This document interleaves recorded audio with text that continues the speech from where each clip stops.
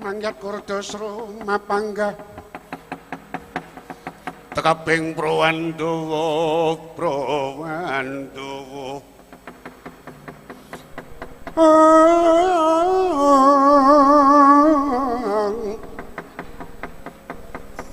mula tinggal kono hingga kono Iwang Pratangga pati mijil saking bumi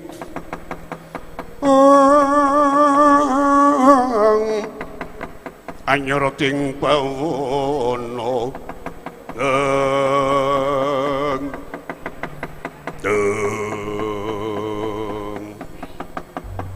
sini keking wenten jroning kedaton kenging wonten jawining pisowanan Sang Tapa Begawan Durna ngawe para putra-putra Kurawa.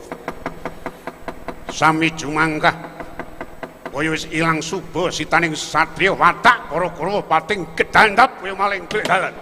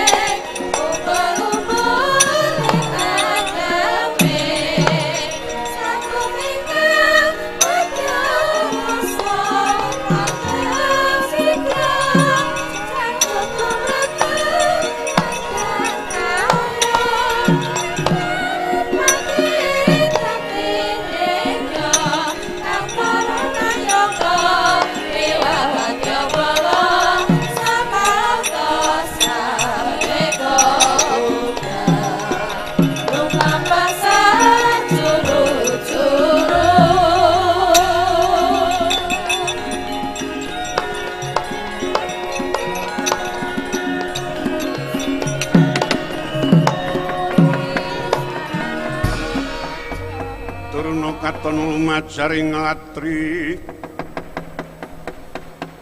cenandari sang trusta jumena kapisanan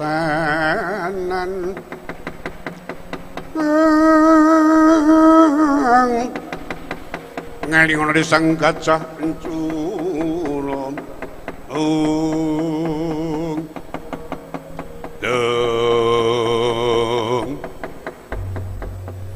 badhe nyadong dawuh Kakang Durna dos pundi rembugan megatke katresnane Pancawala tumuli Pergiwati diboyong ten Ngastina dijodokke kalih putu kula Saraja Kesuma Adipate kula Kakang wonten bejane ning durung ana daulate wonten bejane kula pun rembugan kalih Janaka malah kapan kalian anak Prabu Baladewa malah kaya-kaya Janaka pun rada teluk kalih kula.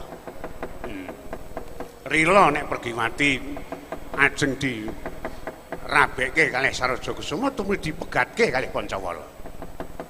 Ning dumadakan Petruk teka diutus anak Prabu Puntadewa nak yenke tempuking pinanganten Pancawala lan Pergiwati lah tenan. Diwangsuli karo anak Prabu Mandura malah nengake kanthi monggo Petruk wani. Oh, arek ngaten asal mboten mokal wareng sak ora-orane dipercaya kalih bendarane. Niki ngeten mawon. Sing cetha Petruk dadi pepalang. Nggih. Senajan to pepalang ora sepira ning nek dinengke wae iso kelakon iki mangi malah bingung penggali para priyagung. Rasane niku sakniki Kurawa dikandhani. Kelakon mboyong Pergiwati ning sanane kudu mbondo Panakawan. Oh, arek ngaten. Pun mangke kula tak ngandhani bocah-bocah sepira banggane mung atase Panakawan. Tak kira Kartomarma sak kanca merantasi. Arek ngaten, Kartomarma kula mawon. Siyaga tata-tata Panakawan delekke nggih. Wis menawa kedadian berguguk ngutawaton rangket tangane yen rutugel gulune larang ngaten.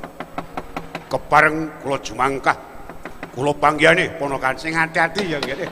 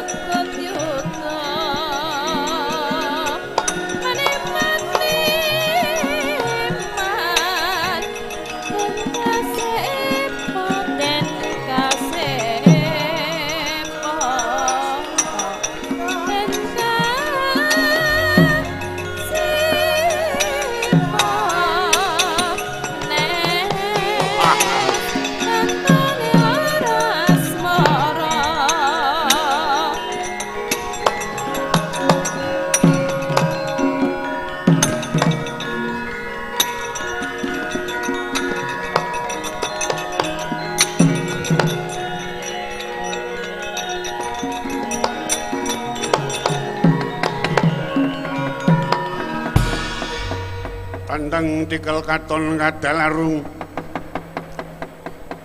pinarwasa risang pinarwasa gumregut maguting ayuda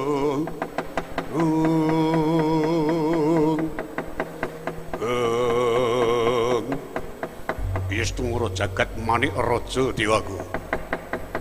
Petro nyadong dawuh niki rak Mas Kartomarma nggih. Iya. Mau sing paring duka kalih Kulawa Kang Raka Sinuwun Mandura. Lah kok dadi sakniki sampean sing nemoni kula niku. Ala tanpa rupa aku dadi badan wakili Koko Prabu. Oh, rak ngoten pun sekongkel ngene iki. Ah, jan ra enak pangan tenan lagi. Terus pundi?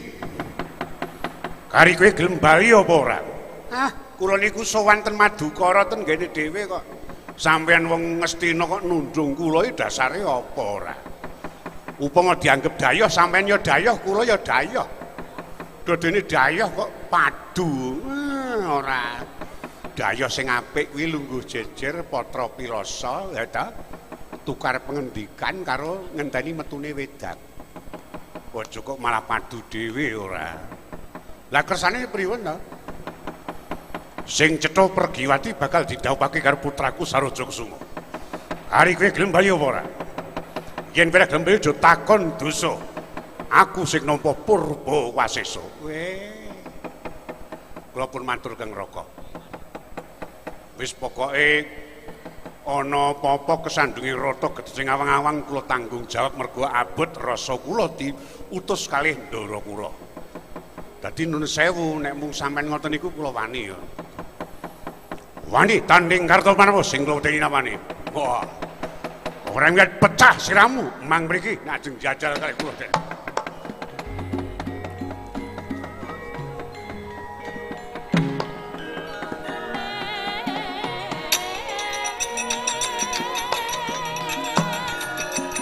Oh, wah.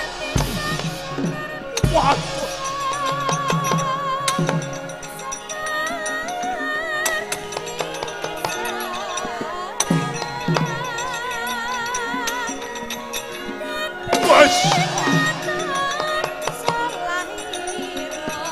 Ojo mayu.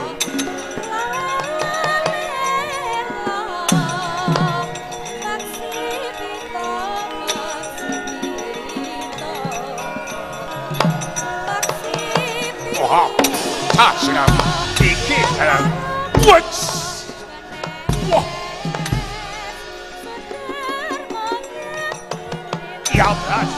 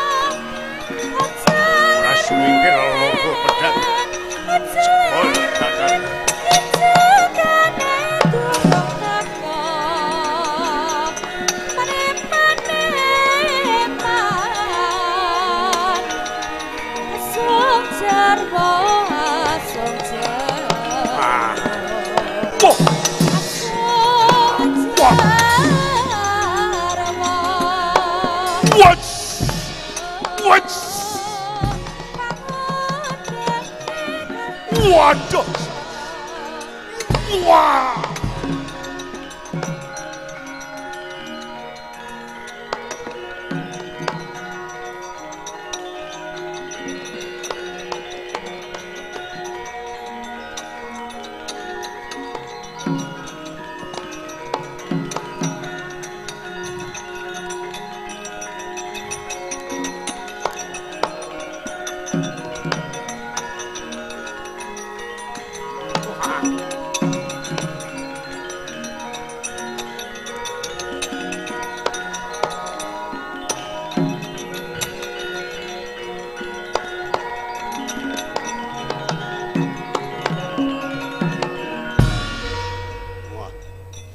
Petruk tak tonton tandang iki banteng ketaton. Angge mboten patiya ketaton jane. Niki Ndara Tirtanata nggih. Iya Petruk. Kowe aja girang-girang gumuyu wani ngalahke Kartomarma. Ayo tandingmu Tirtanata. Kula jane nek kalau sampean ki ora arep perang nggih. Eman-eman rasa kula sing ora tekan. Dasare apa? Nah, karang sampeyan niku pasuryane persis Ndara kula Gatotkaca Saka ngarep kaya Ndara Gatotkaca, saka mburi kaya Ndara Antarja. Saka ngiringan kaya Mbah Timbul. Mula kula dhewe jan tenan. Nek nganti kok cilik lara gedhe kok sampeyan mengko nganti tak pulasara niku wah dosaning dosa kula. Wis rasah kakek wis sing pokok kowe gelem bali apa ora nek pancen memeng.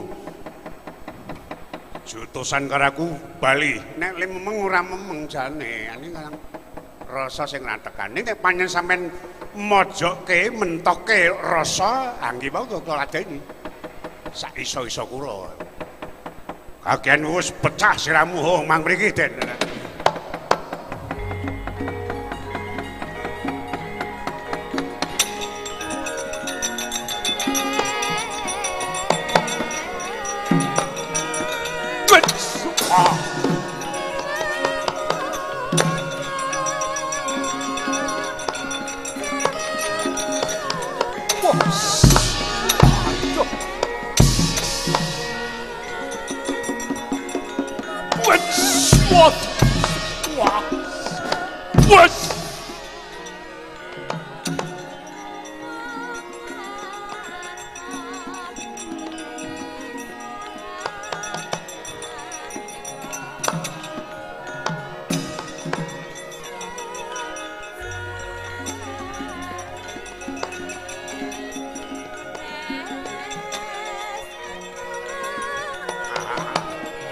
Mantap.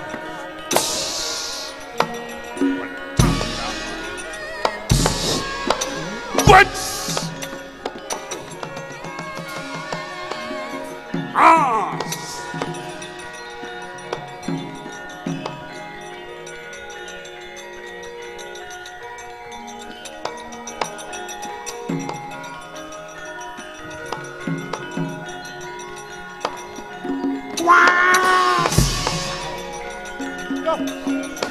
Wah. Wah.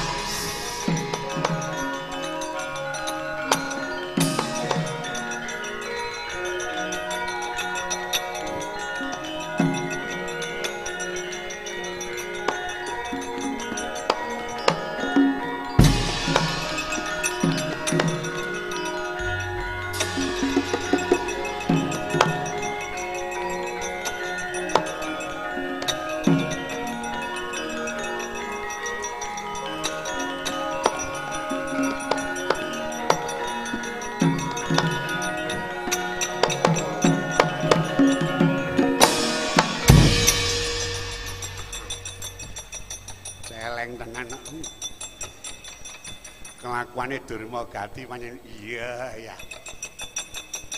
Kowe kek ketok wedi karena aku ki mun nek ning ngarepku. Nek ning mburi jebul ngencim kowe.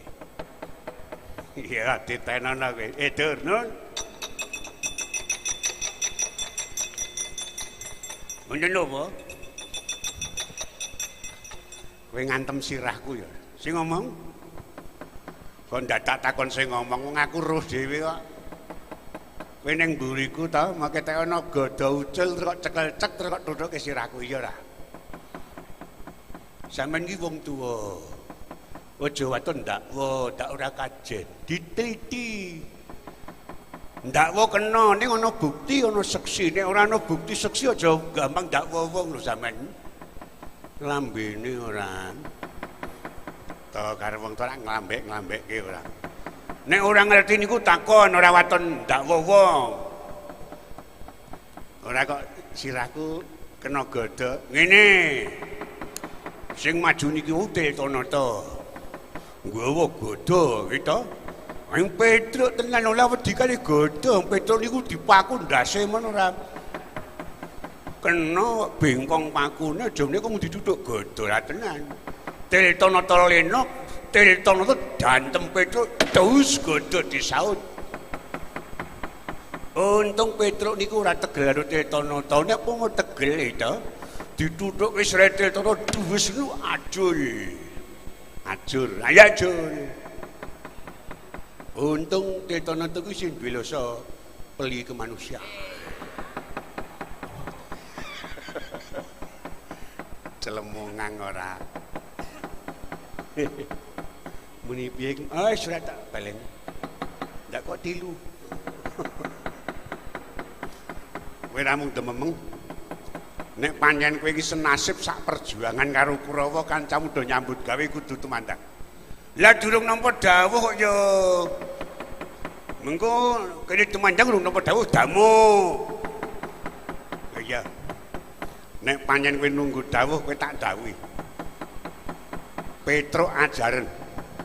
Sesuk nek pancen kowe iki menang karo Petruk kowe tenan tak aturke rakamu iso lakon mundhak pangkatmu.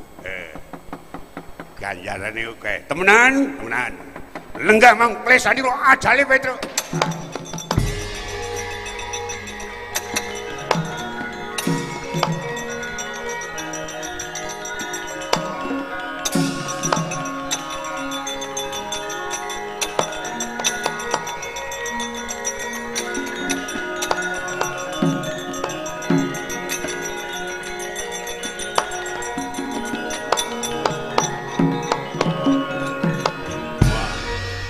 Maju Ndara Durmagati. Ayo.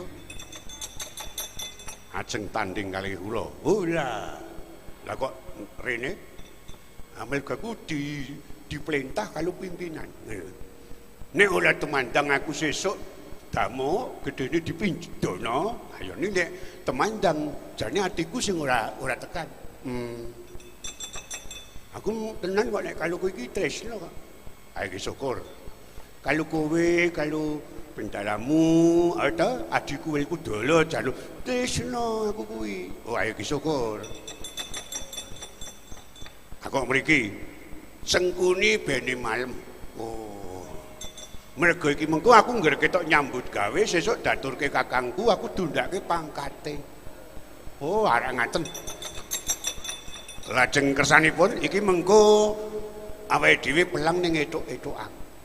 Ben ditonton saka kono aku rak nyambut gawe. Oh, Kita nyambut gawe ning olah nggih. Padha le 750 nggih. Mbok tambahi oleh. Yo, carane pripun? Ah, kowe tak selang endo. Engko Sengkuni rak wis bunga atine. Oh ya, wis. Was. Nah. Ngene iki engko disoting saka kono rak Sengkuni wis Jos. Diswakok. Amuk Petruk kantong bolong. Ora tenan. Aku lo lali kok ya ora. Nah, ngene iki rak petok ibut ngene iki wis. Lah dipikir kan pengaje wae.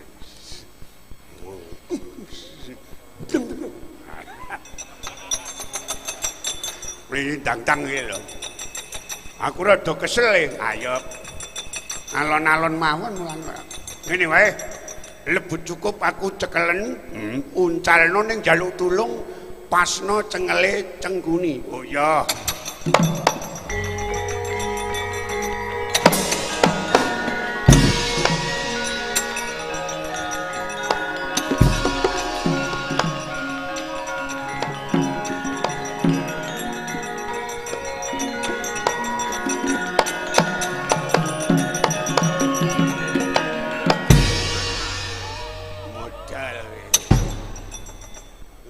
Sakno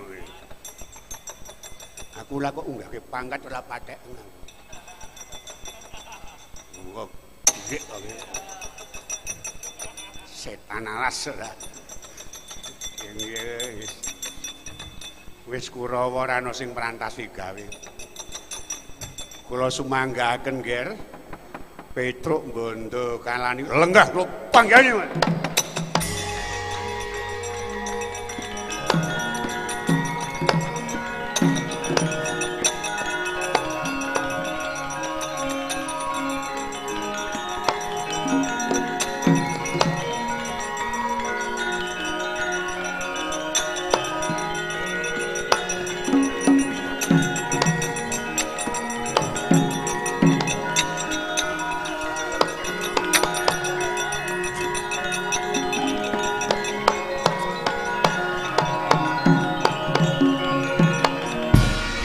Petruk, kowe bali yo. Mangke riyen kula wangsul nek kula sampun nampi dawuh saking Ndara Janaka najan iki wau sampun kathah sampean liparing pengendikan ning kok urung pelong ngoten lho. Nek urung Ndara Janaka dhewe mula kula nyuwun wektu lan papan. Kula tak matur kalih Ndara kula. Ora iso. Kari kowe gelem bali apa ora? Mboten iso. Kowe pancen celeng wae. Kowe wedhus lah kok dadi iki jane sirah apa kuwi. Atose ora jamak-jamak. Abar tak vaksin ampuh wae kok ora. Ora ngat glandeng kuwi.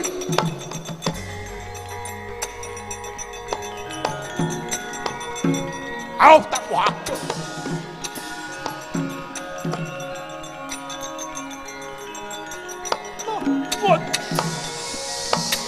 Wah. Wah.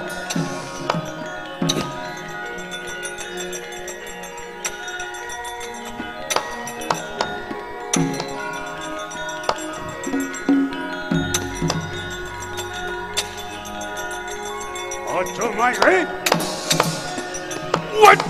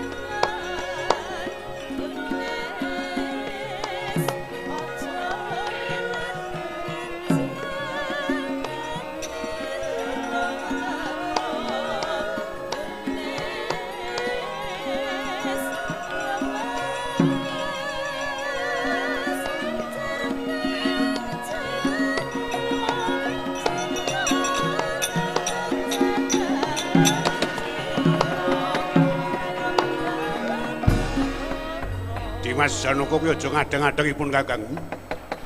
Petruk nengake katimanganipun Kakang. Tak ajare Dimas. Koko Prabu senajan to dipun lajengaken anggenipun Mulasara Panakawan mboten wenten tegesipun. Mboten wonten ginanipun. Lah sebabe Panakawan nengake katimangganing ratu ngerong kawibawane Baladewa. Senajan to mekaten nanging malah kepara langkung prayogi kula badhe matur kalian Paduka Koko Prabu lan Petro. Arep matur apa? Ingin gadah Purbawasesa Pergiwati menika kula. Mila senajan to Koko Prabu miloro dhateng Panakawan upami to ngantos wonten kedadosan Panakawan dumugi pejah. Mboten wonten paedahipun. Lah prayogane kudu kepiye? Kepareng kula badhe miji dhateng Panakawan. Wis. Kandhanono, Petro. Nun. Wis wale-wale apa senajan tu aku durung paring pengendikan ning saknyatane aku sabyantu marang kersane para pepundhening Astina. Koko Prabu Baladewa Pergiwati bakal tak jatuh kramakake marang Saraja Kesuma. Wah, ampun edan sampeyan. Niki mangke dadi perkara gedhe lho niki pun dirembuk. Gek Ngendra Prasta niku pun genggeng tarup. Tenan badhe misuda dateng dawuhing pinanganten kekalih kok sampeyan lajeng gampil kenging pengaruh kalian priyayi sing ora tanggung jawab.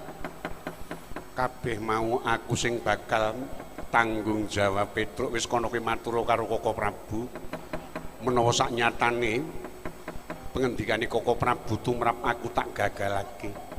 Tumuli Pergiwati bakal tak palakramakake marang Saraja Kesuma. Petruk.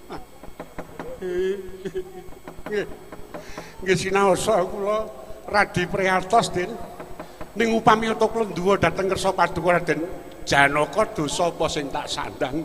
Kula isine ya mung manut. Kula tak matur kalih Kang Raka ning yen ana apa pun monggo mangtanggul dhewe.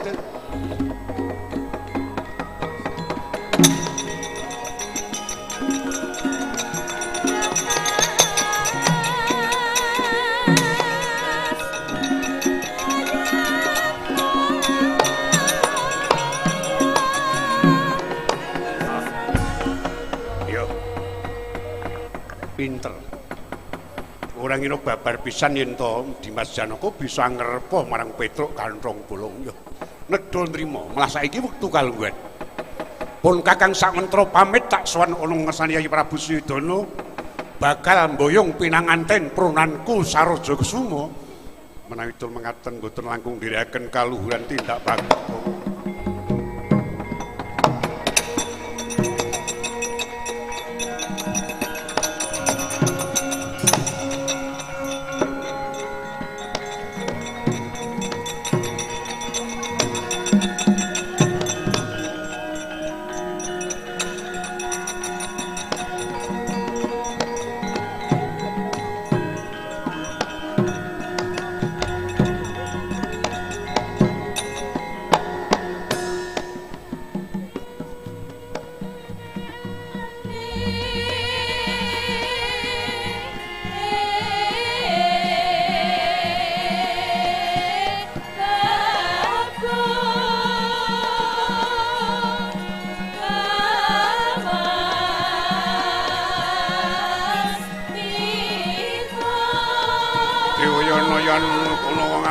Sang-sayan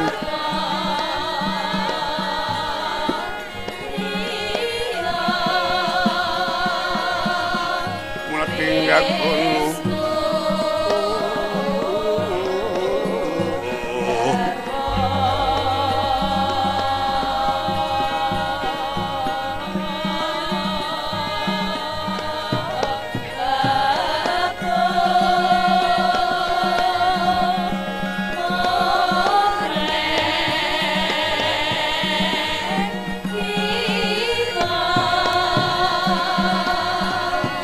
lintang lenggul mijil saking puncaking gunung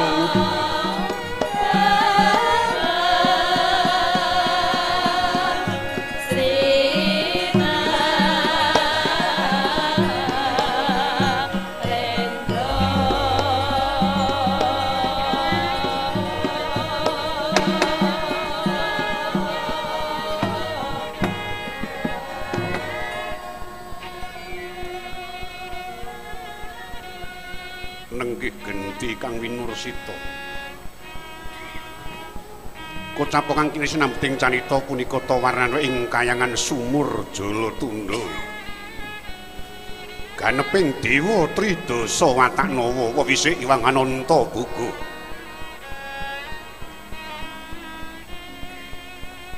kadhep ing wayah Raden Antasena tatkala semanten nampi piswana ing wayah Raden Antarja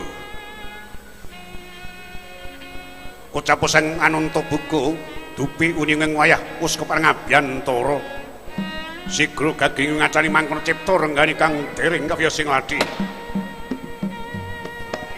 oh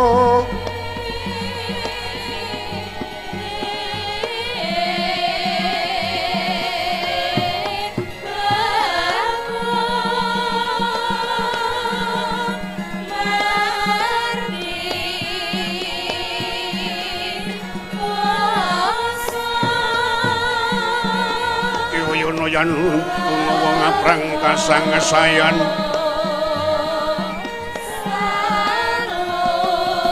mulat pamuring bawana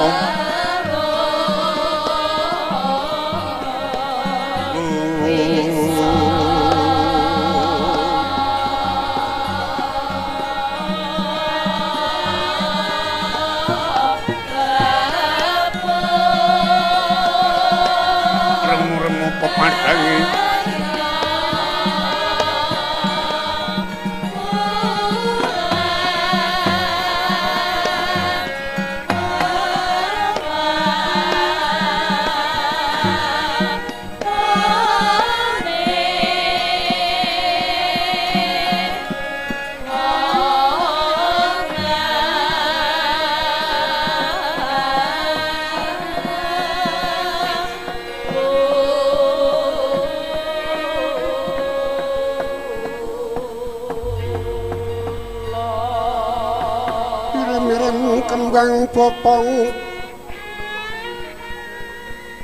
kembang popong sari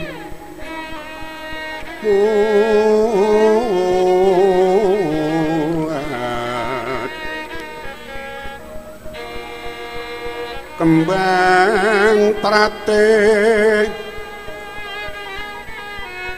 pangrayungan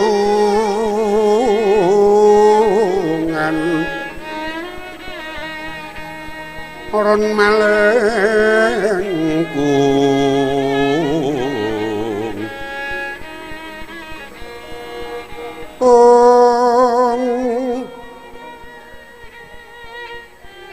rumambat katon pebuletan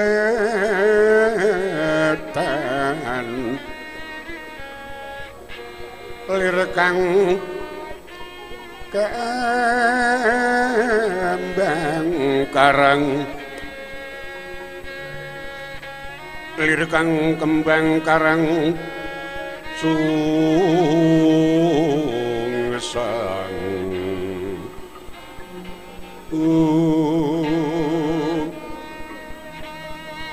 rumambat katon pebuletan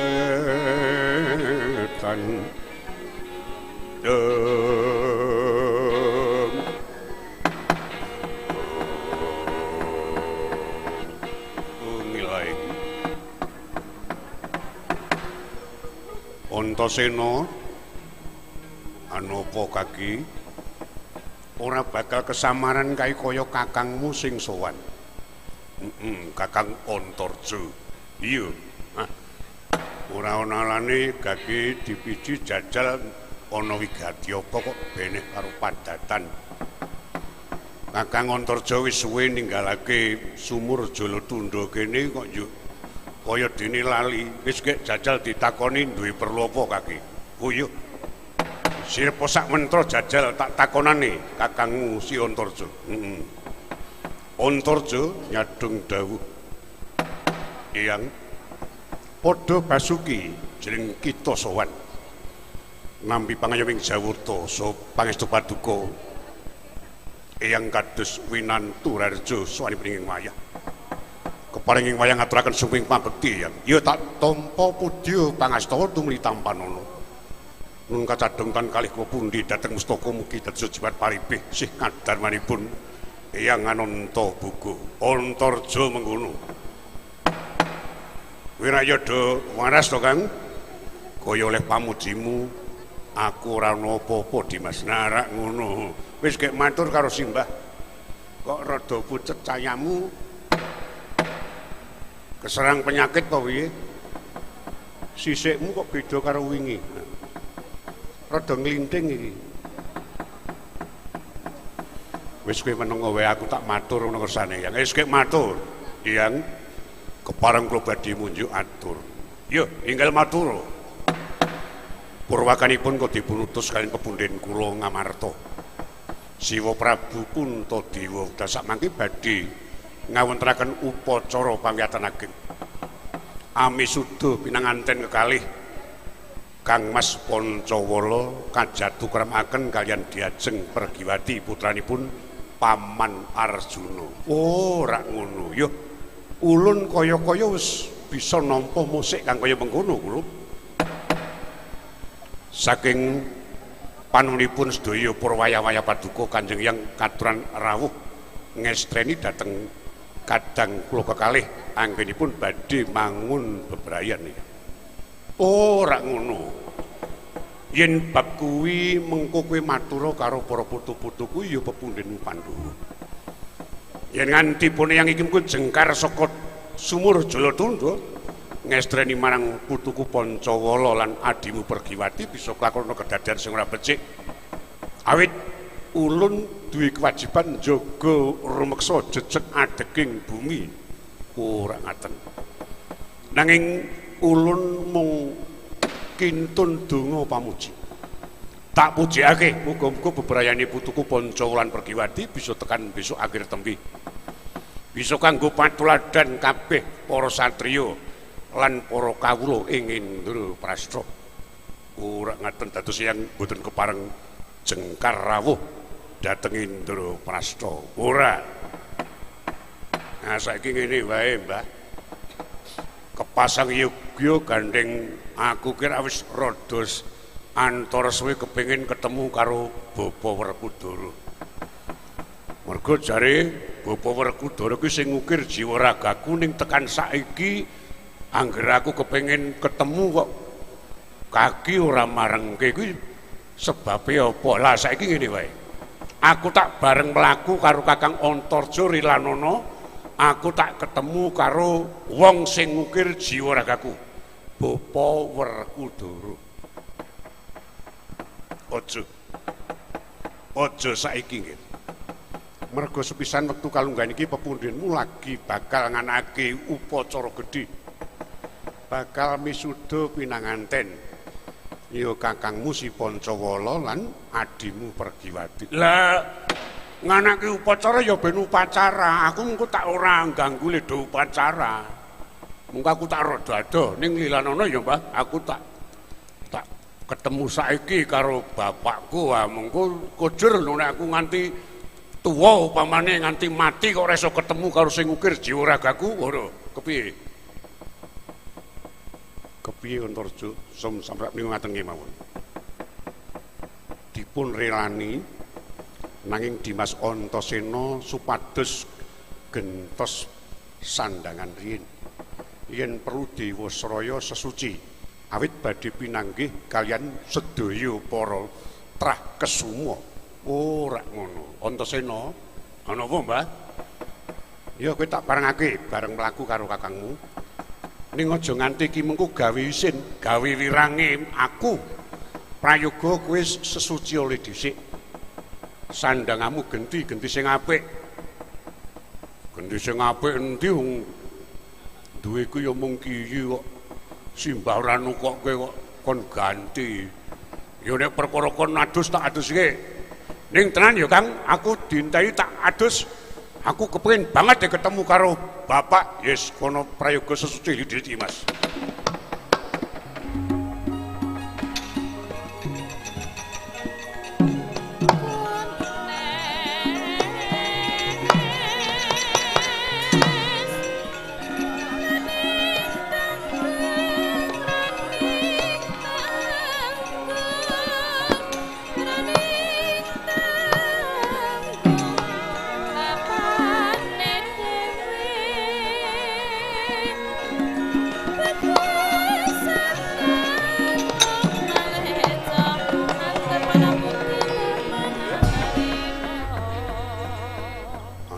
Adimu ki kelakon kok jak bareng ben ketemu karo wong atuamu nggih. Ngaten Yang. Estunipun menika namung badhe kula anggene lampaken. Awit kula iki kuwatos upami Dimas Antasena pinanggih kalian Rama Werkudara sinuwun punta paman Janaka lan paman kembar ngisi-sini. Mboten saged tata krama gek mongko samun derek dewasa ngaten. Malah benjang kemawon kula tak sowan malih. Malah dak samangke malah gandeng Dimas Antasena samun wonten pangeran kepareng kula badhe ngrumi lampah, badhe kula tilapaken. Oh, prayoga. Yo. Wis kono gek cepet ku ndak konangan adimu samun Yang kepareng nyuwun pamit wangsul dhateng Indra Prasta. Iya, pangestu kowe luntir marang wong atuamu.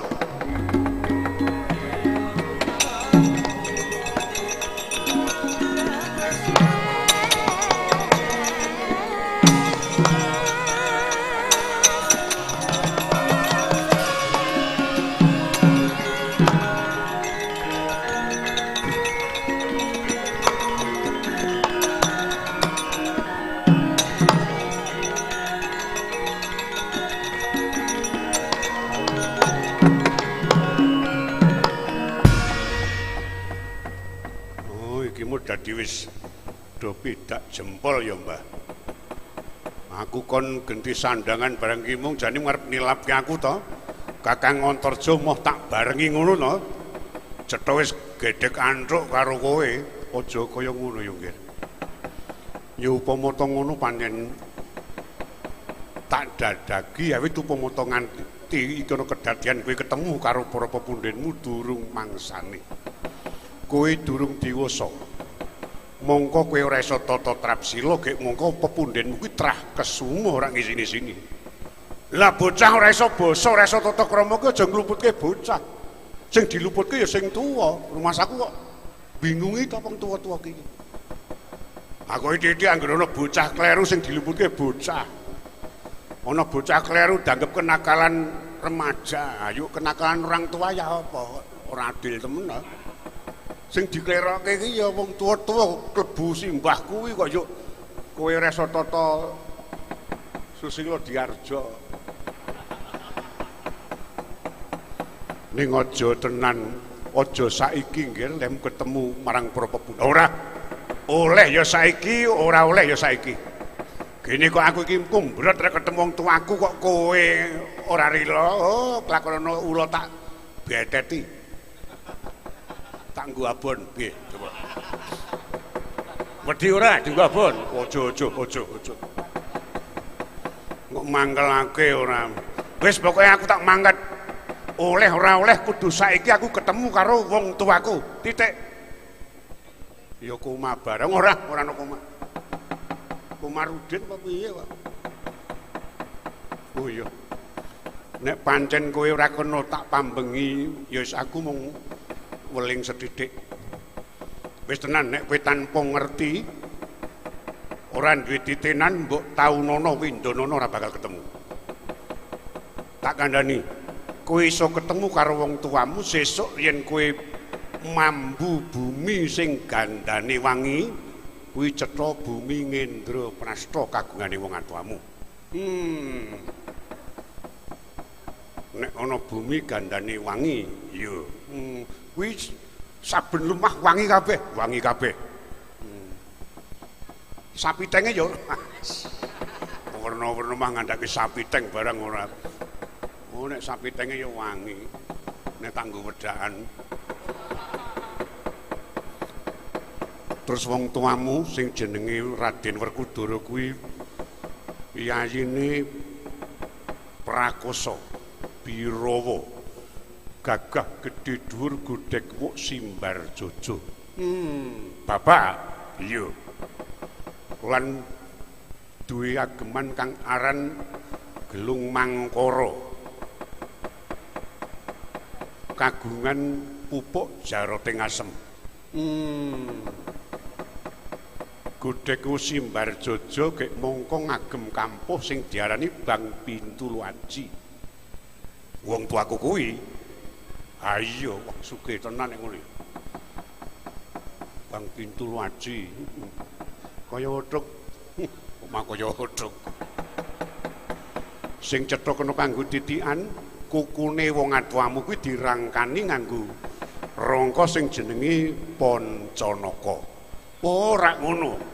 Kuwi titikane wong atuamu. Wis kono nek pancen kowe ora kena tak prenggake golek ana. Oh iya.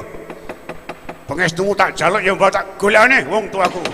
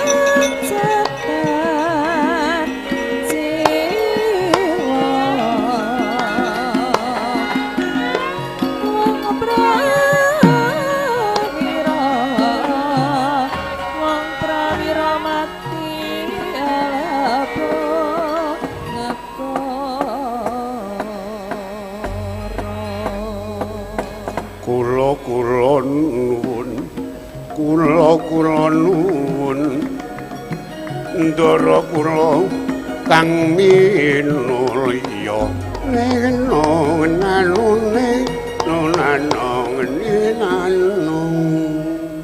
ning nu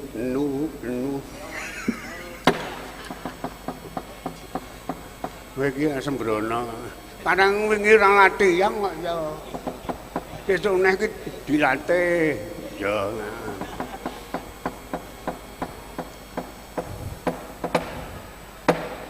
Ora bakal kesaman iki kaya Petruk sing wis mara sowan. Nggih sinuwun.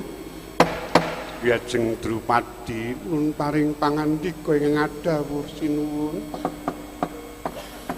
Panakawan wis sowan jertat kala semana tak utus supaya nak yenake marang adimu Arjuna. Banjur tabuh pira lan dinapa tinemune pinanganten Pancawa lan Pergiwati jagat boten wonten awanipun tumuli dipun dangu sinuwun. Petruk nun banjur Dimas Arjuna duwe pengendikan sing kepiye banjur dina lan tabuh pira Pancawala ditemokake karo Pergiwati Petruk. Wah, ketiwasan sinuwun. Ngaten. Kula sampun lestantun sowan dhateng Kang Rayi Ndara Janaka, nanging jebul pancen niki wonten rembug sing wigati, ning kula suwun paduka ampun kejot lho. Ana rembug sing kepiye? Ana apa ta Petruk wis gek cetha wae ana apa? Nggih, Den Ayu. Kula sowan dhateng Madukara sampun kepareng lenggah Kang Raka Sinuwun Mandura lan Penemban Durna. Lah sak sampunipun kula matur, lah Kang Raka paring pengendikan kalih kula, Petruk cetane ngene kuwi matura karo Yayi Punta. Menawa dawuhing pinanganten Pancawala karo Pergiwati digagalke. Ngaten. Mergo Pergiwati bakal tumuli dijatuhkramake kalih putra Ngastina Saraja Kesuma. Dados sawentawis kula klenta-klentu kalih Kang Raka Sinuwun Mandura lan para Kurawa ning dumugi ning Data Kang Rayi Ndara Janaka paring dawuh mekaten mugi kepareng paduka lajeng kados pundi anggenipun budidaya cethane Kang putra Ndara Pancawala gagal dawuh kalih Ndara Pergiwati mekaten sinuwun. Dukaya Yasiniti Caca pengawing-awinges tinaping muka katon kabaranang kepiye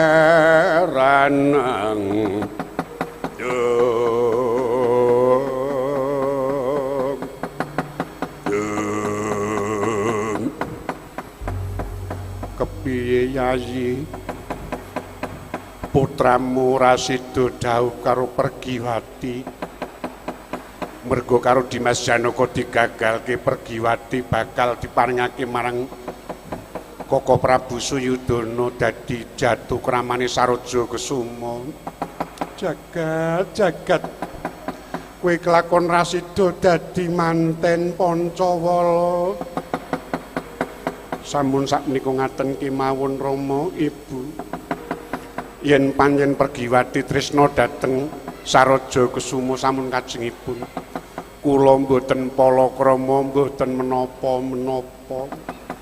Oh ya wis yen panjen kowe lega lan trima muga-muga kabeh mau dadi kabegjan besok tumuli.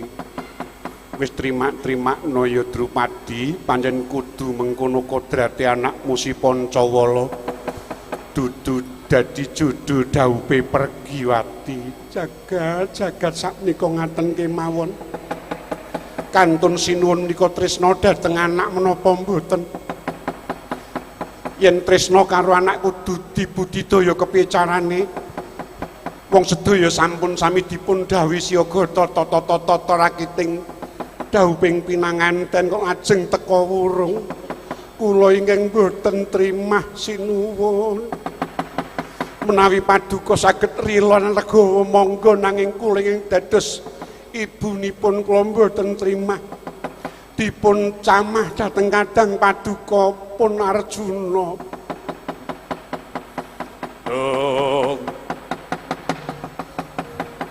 Muka katana Brahmarakata mulat satru mungging yuda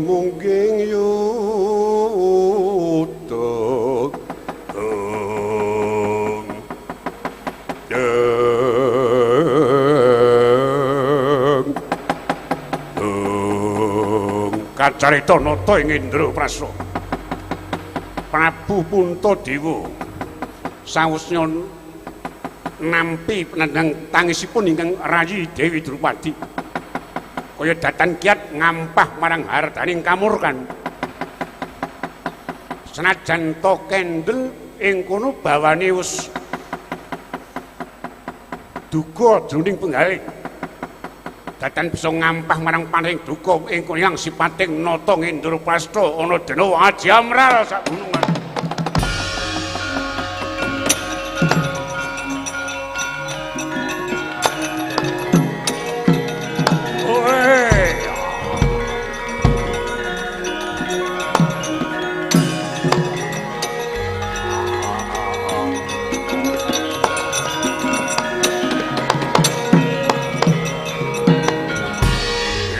Ladalah kowe aja nangis Drupadi, kowe aja nangis. Yen kowe nangis kaya ngono aku yuk keronto-ronto. Ladalah Janaka kowe gawe wirang mencla-mencli rembugmu ngilani karo wong tuwa ketok gaglak kowe. Oh. Wah.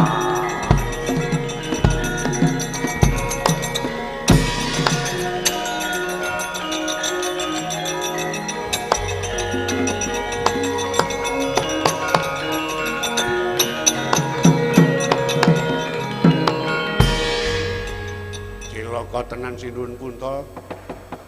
Ketoke mung kendel ning jebul duka. Gong oh. Yuk gedhi ngaya. Kadang wong ki ya werna-werna ana sing nek nesu ki bengok-bengok. Ning ana sing meneng wae. Ning ana sing meneng wae ki ora nesu. Apa? Mergo ora kumanan rokok. Yuk merengut karo ngandhingi. Ayo, panjenengane nek kae ora kok. Petro. Kula den ayu. Kowe dadi Panakawan aja yo mung meneng karo meneng. Sisan nggonmu labuh ya Petro anakku Pancawala gagal. Anggone njatu krama karo Drupadi sing cetha gawe wirang. Aku sing ora kuat, aku sing ora trima, Petro. Mula aku saiki njaluk senjata pitulungmu kabeh. Kepiye carane anakku kudu sida dadi judhu dhaupe Pergiwati. Isa palakrama ya saka kowe, ora ya saka kowe mangsa bodho. Yen kowe iso ngrabekke Pancawala aja ngaku kowe dadi Panakawane para Pandhawa, ngono wae. Piye, Kang? Ayo ya ngono ning mbok ya ninggali ngono lho, nek mung kongkonan ngono kae. Lempok. Den Ndara Pancawala, apa Petro? Kula tak matur. Niki sing cetha keng ibu mbodhoke kalih kula sak sedulur Bagong Gareng Bapak. Nek jane wis rasah digugu Petro ibu ya ben ning upama Pergiwati ora tresna karo aku ora apa-apa kok. Ora apa-apa kok piye kok ora. Sampeyan ki seneng karo wong kok nglokro banget sih. Sampeyan seneng ora karo Ndara Pergiwati? Ya tresna. Agene kok. Ndara Pergiwati tresna ora karo sampeyan? Jare ya tresna. Nek padha tresnane ditenani aja kok ora di pacangan di calon kok diganggu wong mung ora semangat ya Bang. Ayo rasa ngamuk-amuk karang wong ki dhewe-dhewe. Ora kaya kowe Gareng. Kowe karo Garenge beda, nek kowe tenan jak gelut. Nek Gareng nek jaluk wong nehke. Nganti sprene. Ning jare ngene arep bali meneh. Kaya ngerti-ngerti ora. Juru carane piye, Petuk? Saniki kula dereke. Mlebu taman, wis kowe mlumpat pager kepiye carane sampean nyolong Pergiwati. Mergo keng ibu pun nganu. Pun paring pengendika kalih kula, wis pokoke mbodhokke kula niki mengke cilaka lho nek kula ora iso ngrabekke sampeyan. Sing mantep ora. Sing mantep wae mung dijak nyolong yange kok dadak le. Niki senajan to sampean ki mlebu maling ning sampean ki malinge beda karo maling pit montor. Nek pit montor ki malinge dadak nganggo kunci palsu. Ning nek niki wong sing dicolong wis manut karo malinge. Nganggo kuncine dhewe wis mlebu. Wih, ngono. Piye to? Ayo. Kok kuncine dhewe ora. Ngoten niku mawon. Ning nek ana apa-apa aku tulung direwangi ya Bet. Pun mangke kula bantu. Sing tanggung jawab kula sak sedulur.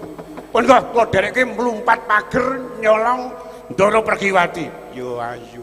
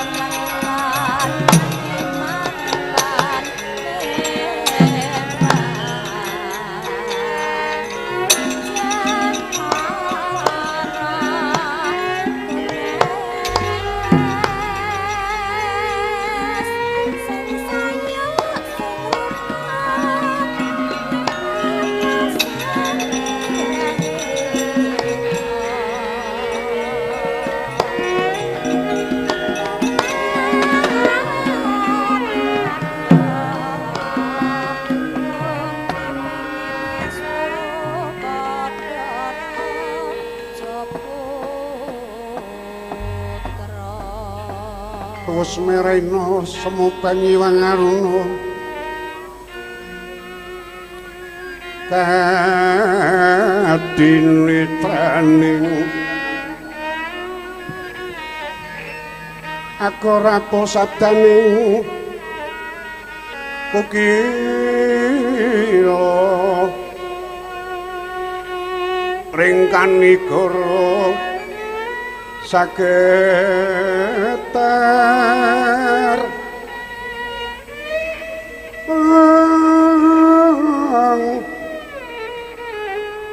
kekitunganing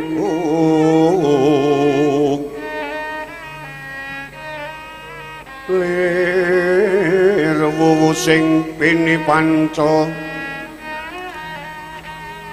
pepetoke ngayam mono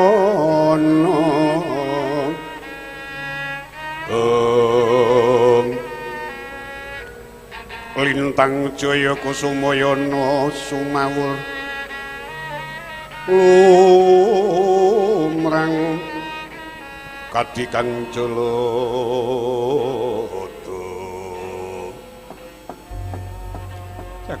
jagat bocamban kula Raden Ayu ora bakal kesamaran iki kaya satriya sing tak tresnani banget. Ora ana loro ganep telu ya musak juga Kang Mas Pancawala. Kok dengaren rawuh ana Taman Madukara. Jagat yen ngaten mboten wonten awanipun tumuli dipun ngendikani wong sampeyan ya sak nyatane ya kangen kok. Nek iya ning kebangetan kok. Wong satri kok tanpa duwe antep, tanpa duwe adeg-adeg jarane tresna kok. Ngaruhke ya ora tau. SMS ya ora tau. Sing WA malah Bagong. Apa, Gong? Ngapa? Golek utangan ah. Adekno pahit e. Lho ya saru ora. Kang Mas, apa Pergiwati? Kok dengaren rawuh? Ya ora apa-apa wong aku ya kangen banget karo sliramu. Perang andel. Wong adoh tanpa duwe entah ngopo-opo kok kangen. Nek kangen rak kudune rawuh tindak piye to piye. Ngaruhke ya ora tau, kabar-kabar ya ora tau. Karang ora ana kesempatan sing apik. Nanging Gandeng Petruk karo Bagong gelem ngeterke aku yuk gelem rene diajeng senengane ngger nemoni pacangane kok mesti nggawa uwuh-uwuh panggepe uwuh ki migunani apa piye mangregon-ngregoni wong ki nek anu ora ketrima nyang kaya awake dhewe ya nah awake dhewe berusaha supaya iki iso ketemu dheke kok bareng ditemokke kok ya mah nglarani ora apa-apa mbokno wis iso awake dhewe leh tambah sing jenduk wae omongan iki masih saya ora ngono kuwi dienggo tapa damuk wong ditampa rasa gresura ngono kuwi lho wis ben awake dhewe sing cetha berbuat baik oh iya ya so nek mati munggah Gunung Rebab ngopo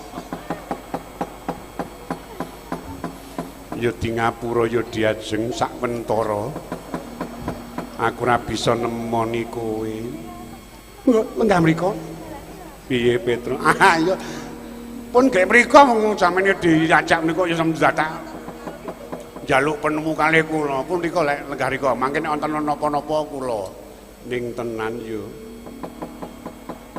engko nek ana kampling kowe nggih pun kuwatir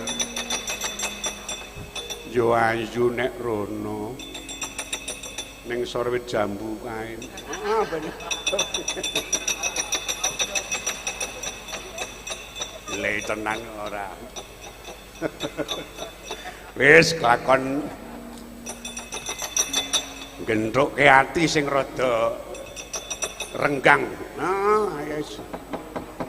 Apik kowe nek njodokke wong pancen apik. Megatke ya apik. Ning ngene tru. Engko nek ana apa-apa cilaka kowe. Iya. Engko nek mung Kurawa aku wani wong wingi tas bantingan karo Kartomarma sak balane kok wani aku. Tak tanggung. Iki Kurawa rak do mlumpuk ning Madukara ning kowe iki barang pamuk rene tenan tak tandangane. Kuwi rane Kurawa. Sing do ning Madukara kuwi saiki Ndara-ndara Pandhawa nang kene kabeh Ndara Werkudara, Sinuwun Kresna, Ndara Sencaki, Gatotkaca, Antarja komplit. Angko nek sing gruduk rene iki Ndara Pandhawa piye kowe? Wah. Iya ya. Lah iya wae kok ya. Wis kono-kono. Gandeng kowe sing tanggung jawab nek ana apa-apa resiko ya kowe. Aku ora arep melu-melu. Aku tak nututi tatin. Cilaka ora. Wah, iya ya. Nek Kurawa aku wani ning engko sing mlebu taman rene sing gruduk rene iki Ndara Pandhawa, aku ya ngrekoso ya. Ban. Kula. Kowe tak kongkon. Menapa ki Lurah? Kowe mlayu ning Madukara. Matur Ndara Janaka nek taman ana maling, ya? Inggih. Kula matur malingipun Ndara Panca. Aja. Wis ora ngerti mbuh malinge sapa sing pokok ana maling ngono wae. Oh nggih. Kula tak matur kalian Ndara Janaka.